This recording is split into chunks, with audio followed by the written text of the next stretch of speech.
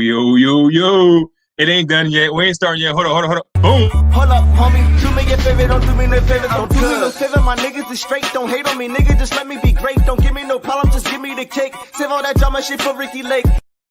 Yo, save all that drama shit for Ricky Lake. Shout out to the good brother Tay Black.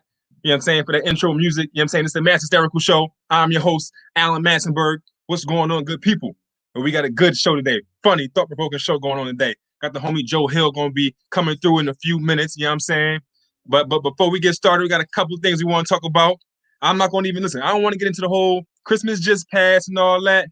But I ain't worried about that. You know what I'm saying? Let's talk about the real holiday. Kwanzaa. You know what I'm saying? Everybody talk about Kwanzaa. You know what I'm saying? Everyone talk about Christmas. Talk about Kwanzaa. You know what I'm saying? Kwanzaa is everybody. Look, when I was growing up in school, they never taught us about Kwanzaa, yo. Never. And I had to do my own research. And I'm like, oh, this is pretty dope.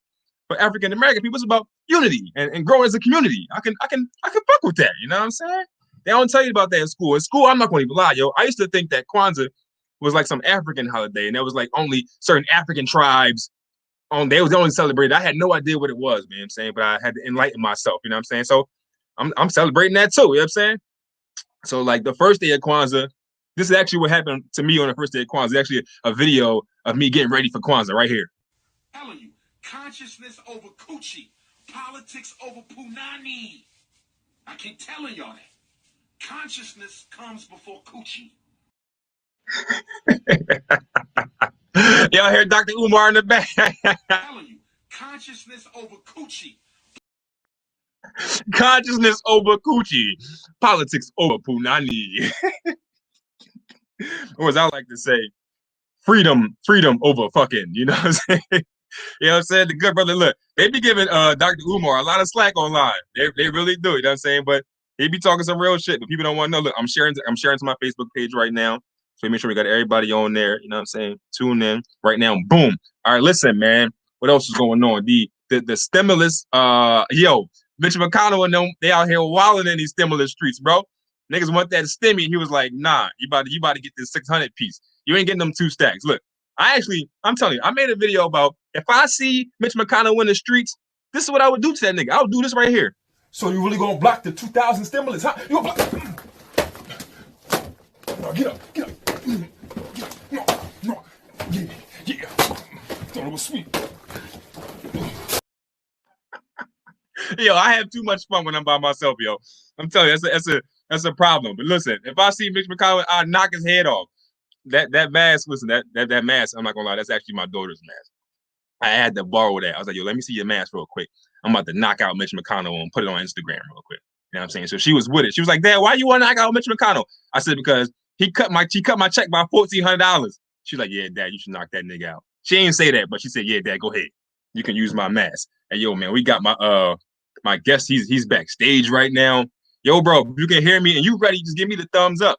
You know what I'm saying? Oh, yeah, we got a good one for y'all today, man. We definitely got a good one for y'all today. Look, here comment. Yo, look, yeah, it's going down. We got the Twitch followers on there. What's up, Twitch people? What up, Facebook people?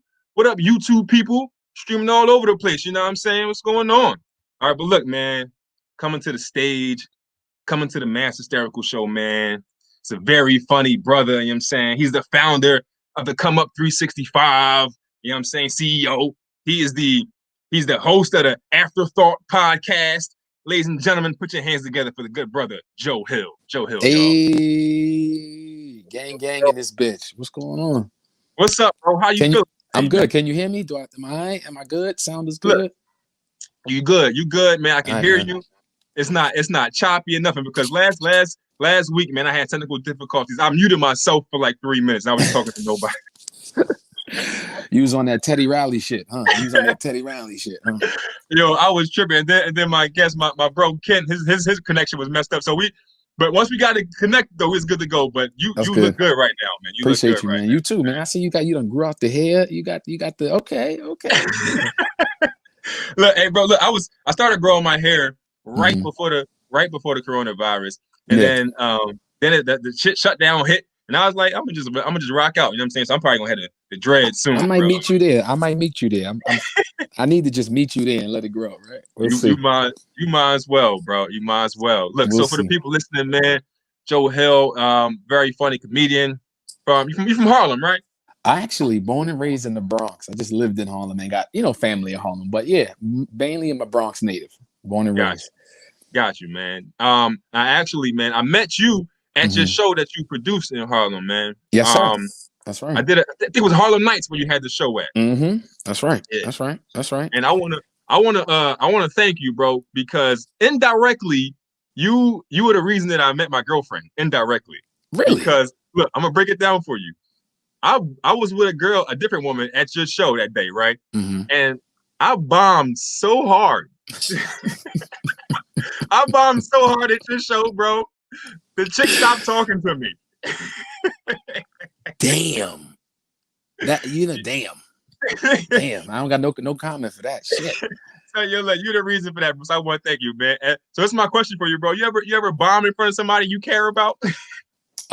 Yes. And I want to say, and we're comedians. We've been doing Yeah, this for a long time. When we say we bomb, that is levels to bomb. And I've been thanks. where Alan has been before, where I've like I said early on in my career, I'll never forget it. I was at Broadway Comedy Club, the downstairs room. I was actually opening up for Monroe Martin and Keith Robertson. Kevin Hart's old manager was headlining. Shout out to them. So I'm, Yeah. I'm feeling myself. I'm like 2 years in. I got this shit. Yeah, I walk out on that stage, 250 people. It was silent the first 7 minutes. It was so silent, Alan. You heard the dude in the back go, all right, so where the fuck we going after his set? Because this motherfucker's whack. I said, yo. And I was just like, never again will I get that type of response. So I've been there. I think it was like, when it's bad when you hear somebody say, all right, man, what the fuck is happening back here? Like, Yeah. You know it's bad when niggas making plans. Like, we can't wait till he's done. We got to get out of here. word. Give me waste my money. I had to pay a 2-drink minimum to see this Like, nigga. this some bullshit. Funny though, man. But look, the fact that we could laugh about that kind of stuff, man, let you know when you're at your career, man. Because some people some people that they may be watching that's just they had a rough time, for a lot of shows, you know. I agree. I agree. But it's part of the course, you know what I'm saying? When you're doing stand-up comedy. Would you rather, here's a question for you, would you rather bomb in front of your celebrity crush or your comedy idol? Because I think, I'm gonna be honest, my celebrity crush is Snow Allegra. So I can't bomb in front of her because I ain't gonna be able to get no pussy. So I'm gonna have to take the comedic idol because he ain't gonna remember the shit anyway. He gonna be like, it happens. Snow Allegra, she gonna be like, nah, I can't go around with this nigga. He ain't funny. So I'm with you. I gotta do well in front of Snow Allegra. I have to. Yeah. Who's your comedy idol though? Who do you look up to? Good question, man. I'm old school. I'm an 80s baby, 84. So I came from an era of people like Sinbad, Robert Townsend. That's one of the people I look at when you talk about producing on a television, film, stand up, just putting on for the culture. I think Robert Townsend is somebody that I was watching a lot of his shows and paying attention to his, how he did. So yeah, so Robert Townsend, Sinbad, Martin Lawrence, one of the best hosts in general. Yeah. There's a story, if you go on Comedy Hype, there's a story, true story of Bernie Mac, Martin Lawrence, and Chris Rock being on the same show. And Bernie Mac killed it. Martin comes out, does an hour and 45 minutes. First of all, that's unheard of. The feature does an hour and 45. Yeah, he was featuring. He was featuring for Chris Rock, who was headlining. Martin Lawrence kills so bad, destruction, like people falling out their seats. Chris Rock comes up, does his hour, and people start leaving the first 20 minutes. So Martin Lawrence will ever be. Mike Epps is another one for me. And I got to throw out a female. I came up on the Moniques and the Samores and the Whoopi Goldberg. So those are people that kind of inspire me. And yeah. One person you said that's funny you brought it up was Robert Townsend. I think Robert Townsend is highly underrated, not just in stand-up, just comedy.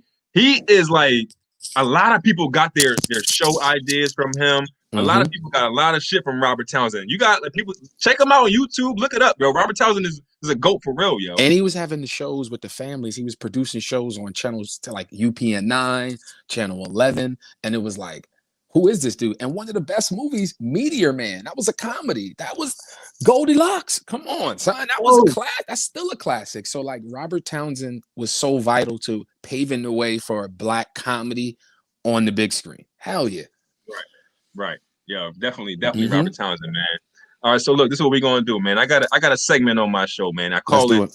Look, I got it. Let me find my little. I got my little. It's called Questions from My Kids. Okay. Ooh. I'm a parent too. Let's get it. Okay, perfect. So I got everybody know I got two daughters that I got two kids that I know of. They're 9. My daughters are 9 and 13 years old. All right. So look, here go the question from my 9-year-old. Right. Mm-hmm. She wants to know what's one of the most annoying things that your siblings did when you were growing up. Eat their boogers. I mean, like really? You just gonna put them on blast like that? I ain't gonna say who. It probably was me, but I'm just gonna throw it out there. You know, it's one of them. Look, so my 13-year-old, this her question. She wants to know what's the most unrealistic New Year's Eve resolution that you made for yourself, like just like far fetched. You know what I'm saying? Like if you can remember. Oh man, I think trying to go vegan one year.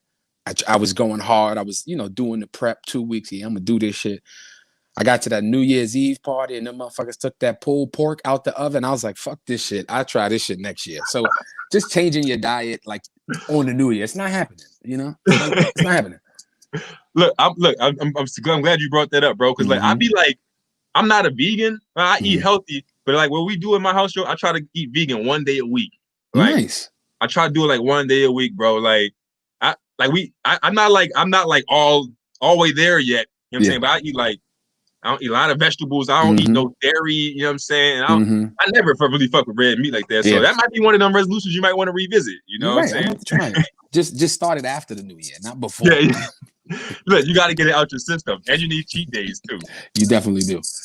All right, look, bro. So how you feeling about the stimulus, man? Mitch McConnell blocked the 2,000. How you feeling about this? I mean, listen, man. I'm glad they passed something. I think it's a political warfare, and I think the people are being used as pawns. Us gig workers, side hustle comedians, artists, musicians. We the people that's getting hit hard, and the small businesses. So for me, I'm kind of happy they passed something, because I'm gonna tell you right now, if they didn't, I think motherfuckers was going riot like New Year's Eve. Fuck this, tear shit up. You saw what happened last time they was rioting. People were stealing cheesecake, comforter sets. It was like, who taught y'all how to steal? I'm trying to figure out, like, this lady had a fucking 2 wine glasses and a cheesecake in her hand. I was like, where are you going with that shit? So like, I'm glad they passed it, because it is fucked up. This money is our money.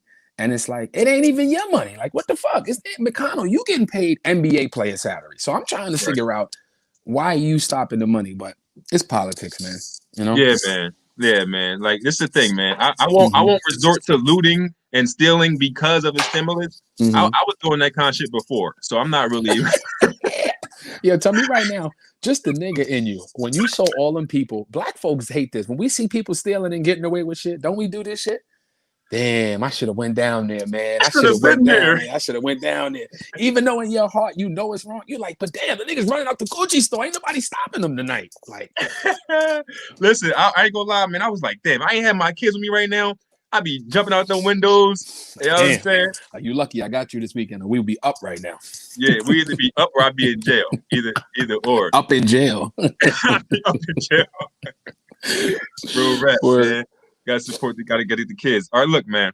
So what I want to do is, you posted something on your Facebook. I wanted to touch on, man, because you said that you put out 3 different in 2020 during the pandemic. You put out 3 different digital. Was it comedy albums, or what you put out? So I put out 3 projects in April when the pandemic kicked off. I put out my first comedy mixtape, and in September I released an official album that I recorded at the DC Draft House, which is actually closed, and they liquidated all their assets. So shout out to them. Shout out to Hayward for getting me on there. And, I was able to, put that out in September. And then I was just sitting around like, damn, I always wanted to do a Christmas kind of themed. So I put out a Christmas mixtape called Jingles, Jokes, and Hoes. But yeah, all of that came from the pandemic, bro. Just sitting around trying to figure out the right pivot for myself and my my career. So, but three projects for me, like, I'm speaking for myself, that's a lot. Like, I don't know if I got 3 projects worth of material, bro. Like, how you write every day? Like, what you doing? Like, you. So a lot of what we do as comedians, and you know this, I mean, you've been performing for what, over a decade now, easily, right? I've been doing stand-up for 5 years. But you seem like you've been in the game for at Oh, least 10, 15. Because thank I'm you, man. just your work Thank you you, put man. in. But I will Fucking say try. this, stupid. We as comedians, we have a lot of material. Just in general. Some of it we forget that we have, some of it we use, we don't use it enough. We tend to use the more current stuff. And I've been doing comedy since what, 2008? And again, I don't have a lot recorded in terms of back that far, but I have all that material written down in my head along with the new stuff. So I felt like if you're gonna put something out, you got to put your oldest stuff out first. Don't put nothing new out. So the April was kind of like the stuff that I needed to kind of graduate from. Not saying I'm not going to use it, but kind of put it onto a project where I say, okay, this was like the first quarter of my career of joke. These are all the shit but it's a mixtape. And you know, with rappers, a mixtape is sometimes better than the album. You know what I'm saying? Because it's just like you get some exclusive bits on there that you might not get on the album. So I'm thinking like a rapper. Put out as much content, but keep it separate. Nothing carries over. You don't have no same material on a different, project. So it's all being flushed out of my brain into these digital projects. So yeah, but I do write a lot every day, in terms of little notes. Oh, I'm gonna keep that. You might pull out a joke, but a lot of it comes from just storing mentally and having shit in our phones and taking that audio and doing shit with it. So a comedy mixtape. So when I think of comedy album, I think of like just one long set straight through. Is a mixtape just like, here's a joke about my kids, or here's a joke about this? So it's just like each track is a completely different idea. Yeah, the mixtape is more for me, and then if I can bring you into my, my creative process is like, I want to show my versatility more on a mixtape than I can in an album. Like an album, like you said, when I did the one in September, live from Chocolate City, from beginning to end, that's the same set. That's me and DC. I did about 58 minutes and we chopped it up and we put it in order with that hour, the best of that hour. You know what I'm saying? Into a 40-minute set. With a mixtape, I wanted to show versatility, like, what I did with my first one and what I did with the Christmas one. I wanted to add skits. I wanted to show different versatility of clean versus raw jokes. I wanted to feature my son on there. You know what I'm saying? So I felt like you have more creative, flow on a mixtape because it is a mixtape preparing you for the real album that comes next. So it's always for me going to be mixtape, album. And I don't know. Some of the finest rappers got the best, they got that mixtape game because it's giving people the content that they want to hear when they can't see you on stage. That's really what it is. Listen, I'm going to tell you a fear. I'm going to open up to you. A fear of mine is putting out like a whack ass comedy album. And I feel like it needs to be one piece, like it got to be one long, but I never thought like, damn, I could just put out just these jokes and boom, boom. Like I could, you know what? I'm gonna do that, bro. In 2021, I'm gonna do a mixtape because that's And let me say this: it don't even cost much. Some people, don't get me wrong. Everybody has their expectations of how they want to do it.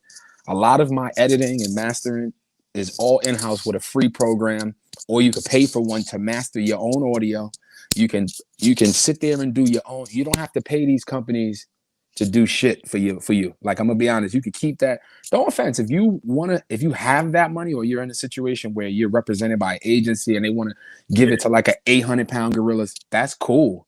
But I'm doing it the most resourceful way, the same type of way, and I just got to put a marketing plan around it. That's really it. You know what I'm saying? Jump on podcasts, get somebody to write about it. That's what you're gonna pay for anyway. So for me, I like doing the work because I think once I get to a point where I don't have to, it'll be like, okay, I did the work. I know what has to go into this project because I did it myself. So, you got DistroKid, CD Baby, all these shits out here. And, for the people that don't know, what is DistroKid and CD Baby? What is that? So DistroKid, CD Baby, TuneCore for comedians, musicians, or any type of songwriter. It's a distribution platform. They pretty much take your content and they distribute it to all these digital stores. So that Spotify, Apple Music, look, whatever that is, that streaming, Pandora, they distribute it. But what they don't tell you, and what they probably do, but it's in fine print, is they don't actually collect all of your royalties for you. And when we say royalties, that's when your stuff is played on the radio. That's when they use it for television, when they use it for non-interactive stuff, for just, placements, commercials. there's so many ways your stuff gets streamed and played that DistroKid only, if I can give them a percentage, I think they just get like 30% of what you out of 100. So then what you got to do, and going back to what you asked me earlier, what I posted, is you got to go through Sound Exchange or Song Trust to get your music, your international and global streaming. So when people are listening to your podcast, and your podcast can be monetized too. Don't think it can't, bro. Anchor FM and all these programs give you coins that add up, and sponsorships too. So basically through the streams and through that, you get your royalties from international and global by going to a Song Trust, a Sound Exchange. But then you need your performing arts. You need your rights to that. There's BMI and there's ASCAP. It's a lot. Yo, bro, it's like 4 places that you need to be getting money from for anything you putting out. Oh, 5, copyright. You got to make sure it's copyrighted because you don't want somebody to steal it. So do you need a lawyer for copyright? Nah, you don't. No, you don't. Yo, bro, you can mail it out through the state and do it that way, and you do it yourself. Oh man. Because a lawyer come with fees. I ain't trying to pay that fee. Because I'm cheap. I mean, and you know what it is? You got to be economical and use what you have until you get to a point, because it becomes wasteful spending unless it's going to benefit you right away. Imagine trying to have to pay for all these campaigns. You wouldn't be able to get the fucking project out. You get what I'm saying? Show that you can put it out on your own, and then people will probably be like, you know what? He did it by himself. Let's give him the money now to do a better project. You know what I'm saying?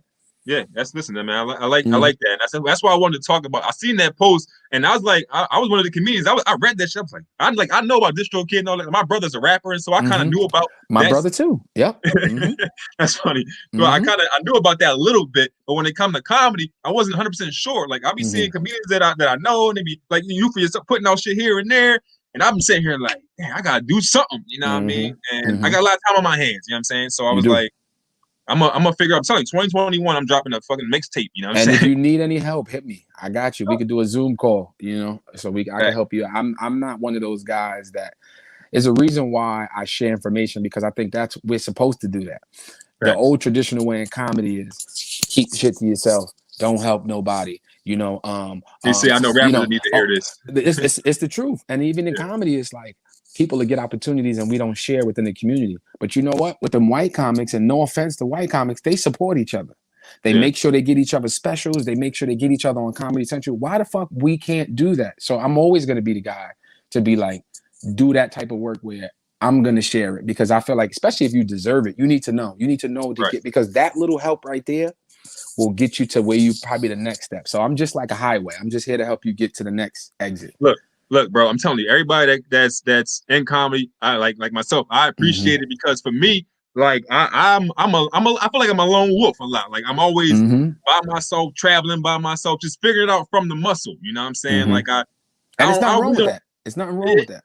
I know I'm a sink or swim kind of guy, but sometimes to my own detriment, I don't ask enough questions. Right. So when I see people that I fuck with posting, I'm like, I needed that. You know what I'm saying? Instead of just asking for it. You know what I'm saying? Look, he said, DJ K Slay will represent my comedy. Look, you can't look.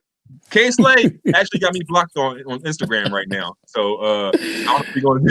Shout out to Kirk, man. Appreciate you for tuning in, man. Kirk is I got a podcast called Proper Ebonics, and Kirk is my co-host on that, John. So that's what's up. That's my homie. Now, the versus battle, bro. Versus battles are going on. You know what I'm saying? And yes, it was yesterday or the day before.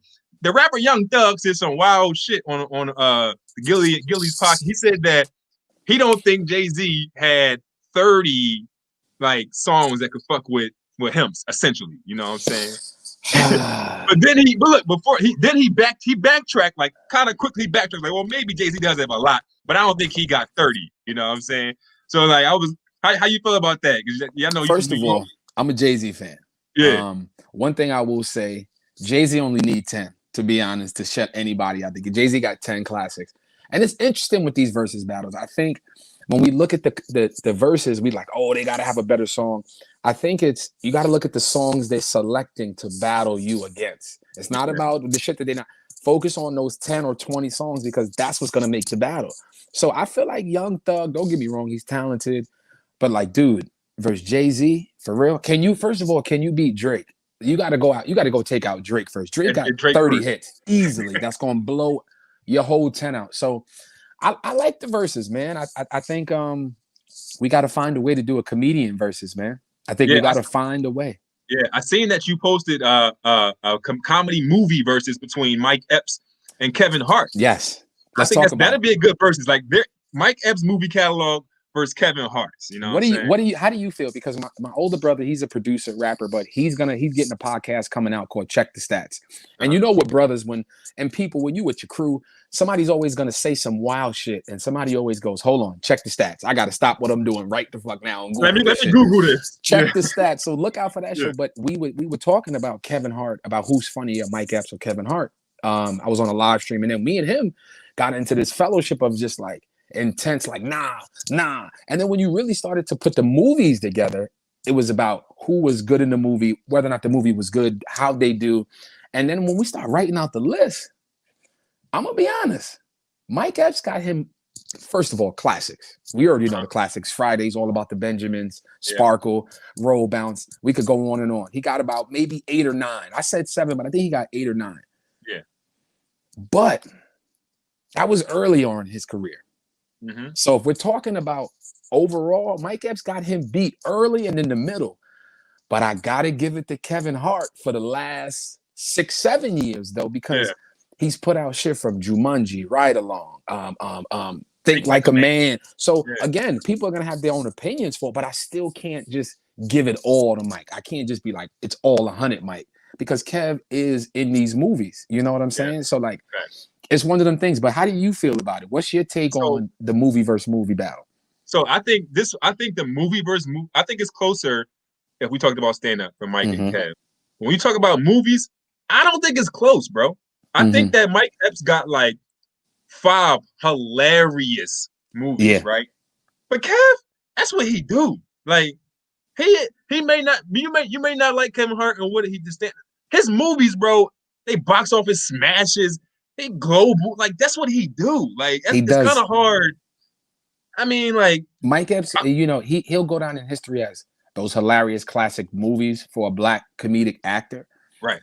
I'm looking at it like you from the overall, from the movies. You know, what are the movies doing to the people? So like that. So that's just my opinion. That's just me. Yeah. No. Yeah. I just think somebody like Kevin, you got to put him up against like Eddie. That's what I think. Like, that'd be more. Yep. That'd be more like a fair battle, in my opinion. Like then I don't know. You know what I'm saying? Like Eddie's a beast, but but stand up. Who you like better, Mike Epps or Kevin Hart? I love all comedians stand up, especially black comedians stand up publicly. I don't want no smoke. I do not. No, because listen, I do not believe in talking, bashing, or putting down anybody stand up publicly. Like we just talking, me and you on the phone, chopping it up. But we got viewers, and I ain't gonna be sitting here bashing. Well, let me say this: funny. they do have different styles of comedy. One's a storyteller, one's more silly.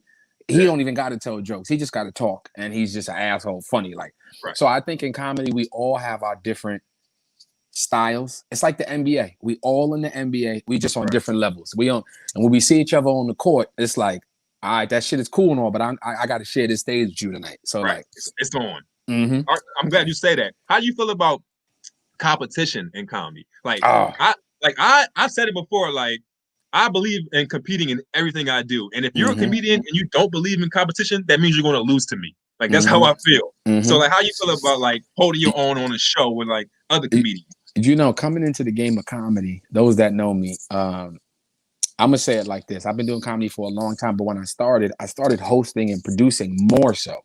Right. And with that, you find out you have to write more and you become that comedian out of that. So what you see now is it was kind of birthed out of me hosting and producing. And now I'm speaking in names of headlining and featuring and, you know, opening for bigger names. So it's like, I'm going to say it like this. The last 4 years, I've been in this chip on my shoulder, like a Draymond Green, the dark horse of comedy. People overlook me, or they look to me because they know I have something to offer. They don't look to me as a stand-up comic until they see me now on the stage, until they see me do an hour, or they see me drop a mixtape, or they see me at a Levity Live. Now you're like, oh, okay. But I'm thinking like, I've always had this. I'm just putting it into different, presentation now. So now I'm like, I mean, I love getting on the stage with anybody because steel sharpens steel. First of all, I don't give a damn who I got to follow. I could care less what the credits are. I could care less how long you've been in the game. We got this stage right here. Let's see what happens. Anybody can have a bad night, but we got Right. this. So competition is good, but I'm also mindful too. Don't have too much. And my boy, shout out to K Smith. He'll always tell me, don't let the chip, succeed what you're trying to do, because we start focusing on trying to compete so hard Uh-huh. that we forgetting about the fun. You know what I'm saying? About the Yeah. love of it. So, but I'm like you. I love to compete and put on, especially when I'm at a show with somebody that's been in the game longer than me. Yeah. Oh, you better believe I'm coming with some fire. Just because. Right. Why not? Why not? Right. I'm the same way, but you do gotta have fun too. I tell my kids that when they playing Mhm. sports, like you gotta. The first thing is you gotta have fun. Then you can compete. Because if you ain't having fun, you ain't going. That's like. But look at Kobe. He was having fun, but he was dead ass serious. Come on, you can't say dead ass. Come on, man. Oh, you know what? That was too soon. My fault. And I'm a Kobe fan. Listen, I didn't mean it like that. That's just a New York thing. We say dead ass for everything. So, I know. but that was too much of a play on Kobe. Kobe, my fault, man. Don't try to my fault. I didn't mean that. But Kobe's drive, for perfection, Right. you see what it came. 5 championships. You know what I'm saying? Like one of the greatest. So there's nothing wrong with that. Right. Now, before we go out, I want to talk to you about Zoom shows, bro. How you feel about? Because I see you doing them. I see a lot of comedians. I remember when the pandemic first started, a lot of comedians like, man, I ain't doing them, Jones. Like, it's not real comedy. I ain't got no live feedback. Like, how you feel about Zoom shows? I'm gonna be honest, brother. I think it was something I slept on first.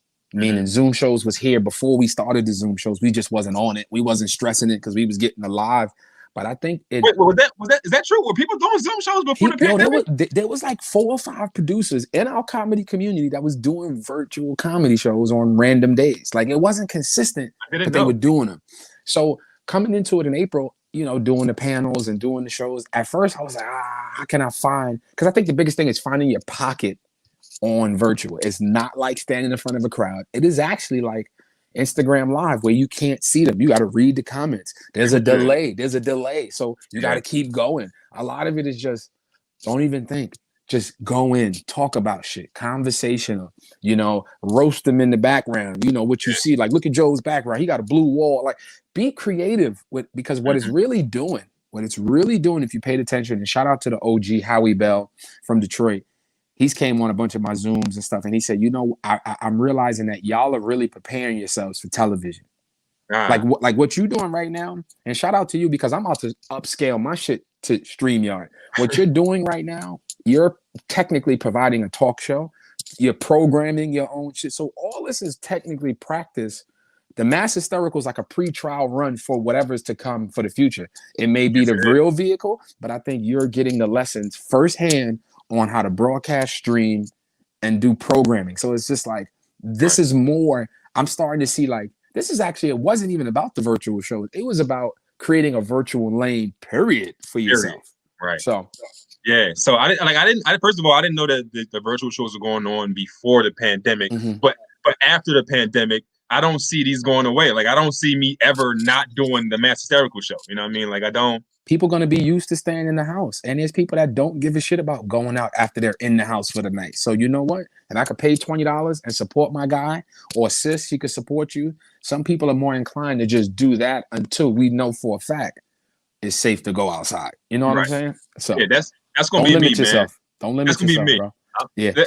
I'm still scared of the coronavirus. You know what I'm saying? So like, every week I want to, like, I thought about like, because this is the second season. I took like a month or 2 break from the first time, but I don't think I'm gonna take a break again. Like it's really no reason to stop. I'm probably just gonna go straight through. Nah, man, and I think it's great practice, and it's a lot of great platforms that'll open up. I mean, you can do it yourself. You can get your own Zoom account and do your own but there's dope platforms that I've been associated and partnered with, like Livid, a live streaming company I've contracted to stream based off of them seeing me on something else that I was doing. I'm contracted. Then there's Bonfire Live. I'm sure you've seen a bunch of comedians. Bonfire. Yeah, what is that? What is that? Bonfire Live is a live music and comedy platform that pretty much uses Zoom. They pretty much set you up with a show. A guy like yourself, you need to hit them up because it'll be an extension of whatever you do. So when I say that, you can go produce your own show there. You can go do you don't even got to produce it. You can do your own hour on their platform and use their network. So if you're really looking at it, you're exposing yourself to different virtual networks. Now I'm being introduced to other, like Twitch. I was on Twitch last night with Zilla, and I see you got the Twitch set up. I feel like we're going to a place, and if you don't catch the wave, you're going to miss out on a lot of monetary stuff and opportunities, because if it ain't about the money, you can see it. I'd rather just have opportunities, be rich in opportunities, and the money gonna come. You know what I'm saying? So if you can show like this, what you doing, brother, keep doing it. Somebody's gonna be like, yo, I'm gonna pay you to do this now. You know what I'm saying? So that's what we're looking for, man. And on that note, before we go, I want to say shout out to our sponsor, the Culture Collective NYC. Shout out to them. Brand moving the culture forward. You know what I mean? Check them out on Instagram at theculturecollective.nyc. You know what I'm saying? Mr. Joe Hill, is there anything you want to say, anything you want to plug before we get out of here? Yeah, man, go download my comedy mixtape, Jingles, Jokes, and Hoes. They got some jingles, some jokes, and there's tons of hoes on there. No women, but just hella laughs. Yeah, I think right now, you know, this the pandemic, you know, continue to write. If any comedians out there, there's opportunities. But shout out to you. I got to give you your flowers, man. Somebody representing your city with, you know, and you've always been consistent, even if it has been in the last 5 years. You're somebody that I'd be like, always from outside of New York, you always performing. You always performing. I know the pandemic is gonna pass, but I'm glad you started this digital lane and put that comedy mixtape out. I want to hear the shit. I want to hear it. I want to hear. I want to see my peers, and I want to support y'all and share y'all shit and be like, nah, go listen to that. So follow me on everything. This is Joe Hill. Yeah, man, I'm gonna be in Colorado Springs. I'm gonna be in the Bay. You see, I'm traveling. Listen, man, I'm moving. Safe out there, bro. Wear your mask. I cover up. I take tests. I am, but I gotta get to this work, man. You know, and I'm being safe, and I might even get the vaccine, Alan. I'm not even going front, man. I'm put that shit in my drink. Let me drink it. You know what I'm saying? Like, don't give me the shot though. I'm put in the shot. You got to get the shot. The shot. They said you got to get 2 of them. You got to get them like 3 weeks apart. Yeah. You know what I mean? So listen, I ain't gonna say I'm not getting the vaccine. I just want to make sure it's safe first before I. There you go. Get it. There you go. Know what I'm saying? So hopefully I see you out there on the road. You know. Yes, you will. We work as soon as we get back, man. Don't even worry about it. I got you. So Joe Hill, man. Thank you. I appreciate you. Thank you. Thank you everybody for listening and tune in next week to the Hysterical Show. Thank you very much. Peace out, man.